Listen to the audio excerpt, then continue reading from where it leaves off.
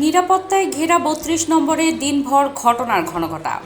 বঙ্গবন্ধু শেখ মুজিবুর রহমানের শাহাদাত বার্ষিকী ঘিরে এবারও রাষ্ট্রীয় কিংবা দলীয় আয়োজনের আতিশয্য ছিল না।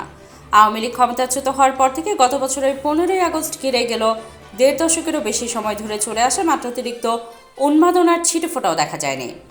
এবারও পরিস্থিতি ছিল অনেকটা গত বছরের মতোই। কার্যক্রম নিষিদ্ধ থাকায় দলীয়ভাবে কর্মসূচি নিয়ে মাঠে নামার সুযোগ না থাকলেও বিভিন্নভাবে দিবসটি পালনের চেষ্টা ছিল আওয়ামী লীগের। তবে প্রশাসনের কঠোরতা এবং বিভিন্ন রাজনৈতিক দলের তৎপরতায় সে চেষ্টা খুব একটা সফল হয়নি।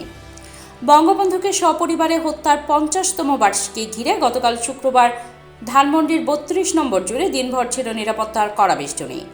সেই বেষ্টনী পেরিয়ে বঙ্গবন্ধুর প্রতি শ্রদ্ধা জানাতে এসে বেশ কয়েকজন মারধর এবং হেনস্থার শিকারও হয়েছেন।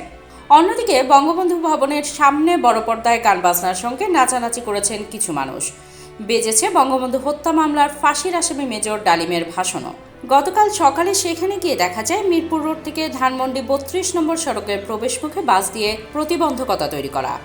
এই প্রতিবন্ধকতা পেরিয়ে ভেতরে সাধারণ মানুষ যেতে পারছে না। সড়কের দুই পাশে বিভিন্ন রাজনৈতিক দলের কয়েকজন নেতাকর্মী রয়েছেন। তারা গণমাধ্যমের সামনে বিভিন্ন ধরনের বক্তব্য দিচ্ছেন। এছাড়া শেখ মুজিবুর রহমানের ভাঙা বাড়ির সামনে কয়েকজন পুলিশ সদস্যকে পাহারা দিতে দেখা যায়। গতকাল সকালে ঘটনাস্থলে সাদা পোশাকে থাকা ধানমন্ডি থানার ভারপ্রাপ্ত কর্মকর্তা গণমাধ্যমকে বলেন, ৩২ নম্বরে নাশকতার পরিকল্পনার কোনো গোয়েন্দা তথ্য নেই।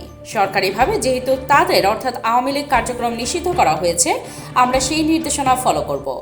প্রধান উপদেষ্টার প্রেস সচিব শফিকুল আলমের দেওয়া নির্দেশনা পুলিশ অনুসরণ করছে দাবি করে ওসি বলেন, আপনারা হয়তো লক্ষ্য করে থাকবেন কিছুদিন আগে আমাদের যে প্রেস সচিব তিনি কিছু ইনস্ট্রাকশনস দিয়েছিলেন। সেই ইনস্ট্রাকশনস মোতাবেক আমরা কাজ করব। তবে পুলিশকে নির্দেশনা দেওয়ার বিষয়টি নাকচ করেছেন প্রধান উপদেষ্টার প্রেস সচিব শফিকুল আলম। গতকাল পুলিশকে নির্দেশনা দেওয়ার প্রসঙ্গে যে সংবাদ প্রকাশ হয়েছে সেটির পরিপ্রেক্ষিতে তিনি গণমাধ্যমকে বলেন, না, পুলিশ তো ইনস্ট্রাকশন পায় তাদের চিফের কাছ থেকে, আমরা তো আমাদের তরফ থেকে কোনো ইনস্ট্রাকশন দেই না। পুলিশ স্বরাষ্ট্র মন্ত্রণালয় তার মতো করে কাজ করে। Desk report, hard news.